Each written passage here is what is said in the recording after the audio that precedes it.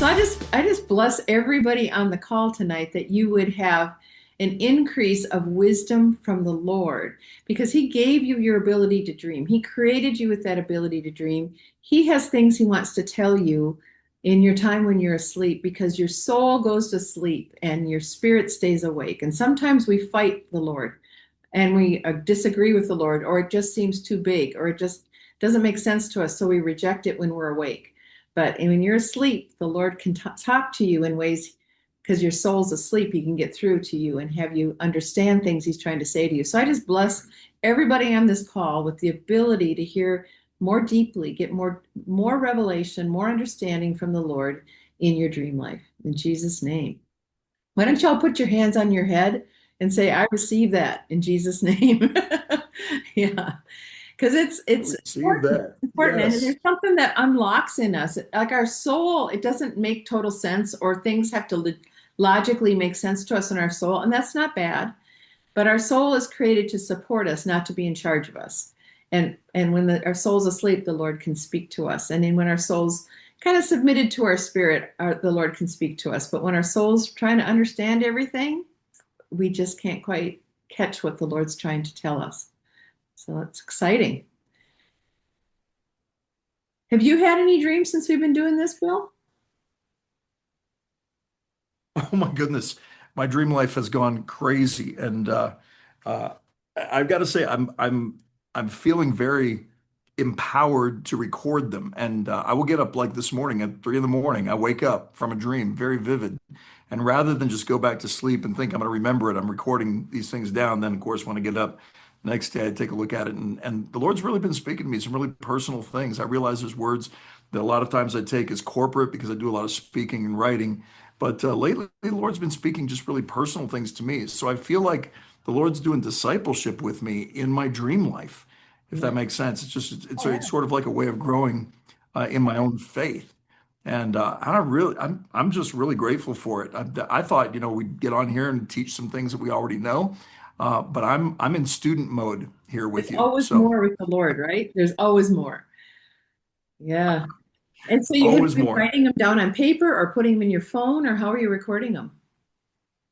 I do. I'm recording them in my phone, and then I just have like a whole file. It's the way I take notes. I dictate things when I'm going down the road. But I wake up in the middle of the night, like this morning. Woke up like 3:30 this morning, and I just got up and I just went over to a chair and just pulled my phone out and just started typing everything that I remembered, and then went back to sleep. And then when I got up a little later, I'd take a look at it and I realized, oh, this means something very personal and deep, and yeah, very very cool. So.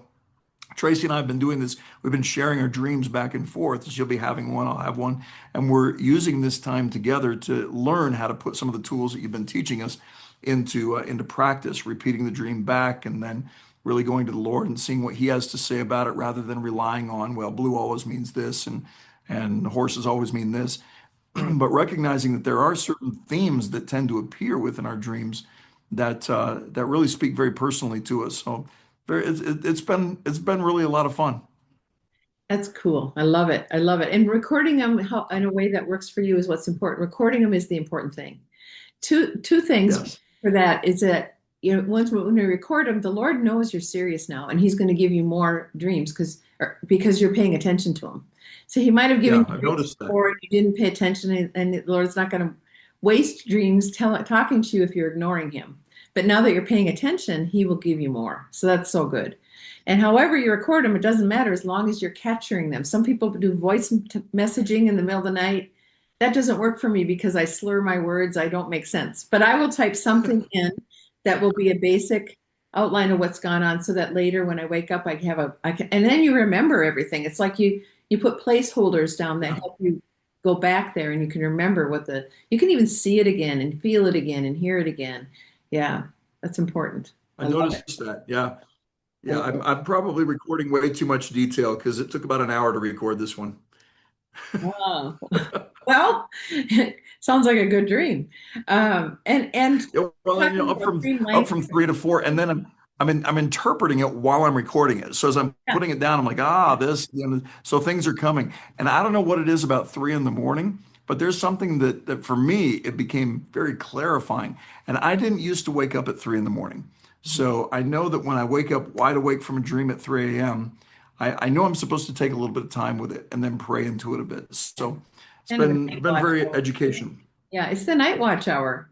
It really is. Yes, yes. And you were talking about knowing the language of dreams. So there is a general language of dreams, and we're going to go through some of those things tonight, what things might mean. Um, and there's a common thing that these common meaning to certain things in dreams, but that's more of a very, very, very generalized. And they're in scripture, they're in metaphoric language that's very generalized. But each individual has a very what would I call it? The Lord knows every second of your life. He knows what He created you to do. He knows who He created you to be. He knows all of that about you. And so He has a language where He talks to you about you. So what the Lord is talking to you about, Bill, that is your individualized language, wouldn't mean the same thing to me, because the Lord knows you and He knows me, Right. and He gives us individualized language. So you have to be able to look at kind of the broader generalized language, and that's helpful sometimes, and that's what people tend to want to grab onto because it's easier. And that individualized Yeah. language go into that real personal time between you and the Lord, and the things that mean something to you that would mean something totally different to me.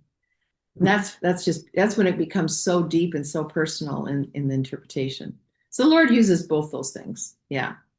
So it's both and. The common dream symbols, like your car, but not just your car, your vehicle of any kind, is what is moving you forward. If you're dreaming about your house, depending on what room you're in and what's going on, it will tell you a lot about your life. If you're in the kitchen, it's usually about feeding and food and spiritual food feeding. If you're in the bathroom, it's about spiritual cleansing, getting rid of stuff and getting cleaned off. If you're in the bedroom, it's about rest and restoration with the Lord, spending time with the Lord. If you're in the basement, it's about foundational things, like down in the basement, you're dealing with foundational things. If you're in the living room, it's just your life in general. If you are in the second level, it's like you're going to a higher level in the spirit, and the higher the level, the more you're in the things of the Lord. And there's just so much in a house. Front yard is usually the future, backyard is usually the past. And these are the generalization things we talked about. So there may be personal things the Lord talks to you about that's different than that, but these are the generalized things. I learned this stuff from John Paul Jackson originally, and John Paul has a famous dream that got him teaching people about prophetic. And he dreamt that he was like 9 months pregnant in this dream, and he was in the dream, knew, okay, I don't have the right equipment to have this baby born. I don't know how this works, but he was 9 months pregnant, and goes to the hospital to have a C-section in the dream, and he has a C-section, and they cut him open, and he said, I was wide awake when it's all going on, and it hurt. It really hurt. I remember how much it hurt. And then they took the baby out, and then they stapled him up, and he said he remembered even after he woke up that day, he felt the pain of having been cut open and stapled back shut.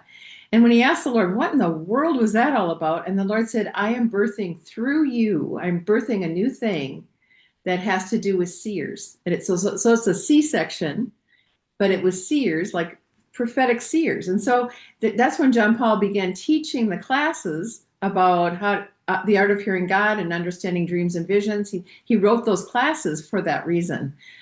So because he had a dream about birthing something new. So if you have babies in a dream, if it's your babies, the Lord has birthed something new through you. If sometimes people find a baby, it's somebody else's baby, but they have an option to take it in. So God birthed something through someone else's life, and you now have an option to take care of this thing that was birthed in the spirit. It's a spiritual birth. I remember I was a pastor at a local church, a mega church, for about 20 years. And it was time for me to leave, and I didn't want to leave. I had a good position in a big church, and I loved it, and things were going well, and I couldn't believe I got to do what I got to do. But the Lord was nudging me and my husband, it's time to move on. And we weren't doing it because it didn't seem like it would be the Lord, right? You know how you get those things that you know better, but it doesn't seem like it's the Lord. And I was having dreams about having all these babies, and I would leave them for like days at a time. And I like, oh, that's right. I forgot I had a baby. I hope somebody fed it. I hope somebody changed his diaper. I have no idea where it is. And they were horrible dreams. I wake up feeling horrible. And when I finally left my job there, I stopped having those dreams. But the Lord was saying, I'm birthing something through you. It didn't belong in that church, but I was supposed to take care of it. And that's how we ended up starting Dare to Believe Ministries. Yes. Another common one is snakes. People have snake dreams. I know that there's one time in the Bible where a snake's a good thing and they raise up the staff with the snake on it and people's disease goes away. And Moses lifts up, is it Moses in the wilderness lifts up? There's a snake on there. That's the one time Yes. that I know in the Bible of a snake being a good thing, but I don't know of any dream. And I've been doing this for a lot of years. Snakes in dreams are usually lies and deceit and things of the enemy. And the color of the snake will make a difference. So snakes, they've got long tails, which means they tell lies, and they've got venom, which is like they poison things. So yeah, I would say snakes are never good. Wow. And then falling dreams. Have you ever had a falling dream, Bill? Like you're just falling out of control. You're just Yeah, it's been a long time though. Mhm. Yeah, it feels like everything is going in slow motion, and yeah, that's been a long time though. I don't think I've had a falling dream since I was a child.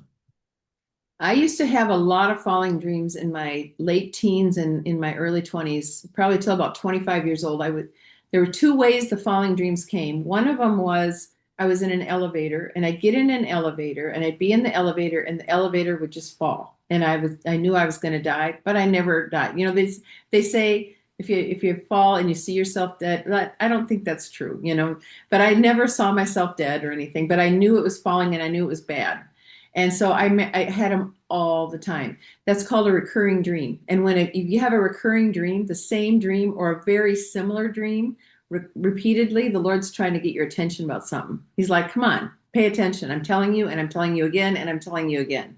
And my dream was just about feeling out of control. And at that time, I was in a cessationist church and I was in a Christian college that was cessationist, and I was trying to find the Lord in more of life's meaning. And I kept getting in this elevator. I mean, like, I bet it was 20, 30 times I had this dream. And I remember telling myself as I got in the dream in the elevator, don't get in. You know what happens. You're just going to fall. I mean, I was that lucid knowing I'm going to fall. And then as I got more of an understanding of Wow. going ahead and being who God created me to be and going the direction God had for me, stopped having those dreams. So, I mean, falling of any type, falling out of a building, just falling. I mean, another one I had was I'd be climbing up a big hill, but it was made of loose sand. And so as I climbed up, I just would slide back down. And no matter how much I tried to get ahead or get higher, I just would fall back down. And that was the same time in life. So yeah, it's interesting. But those are just some So are falling dreams typically a sense of a loss of control about yeah, a situation? Because I can attest to that yeah, as a young person, as a child, that was a consistent feeling. And I think that ended when when I stepped into what I feel like is the call of God in my life. Then it sort of felt like, I mean, that whole thing ended. yeah. So you're having those falling dreams because you're trying to do it in what you understood. And when you kind of gave up, you knowing what you were going to do and you being in control and let God be in control and did what he knew he was calling you to do, then you stop being out of control, really, because you're letting him be in control. Yep, exactly. So I mean, that's just a few of them. That's just a handful of them. But Okay. it's just interesting to look at the different metaphoric symbols. Generically, this is what they mean. But remember, you've got an individual language with the Lord as well. So pay most attention to what he tells you. That is your individual definition.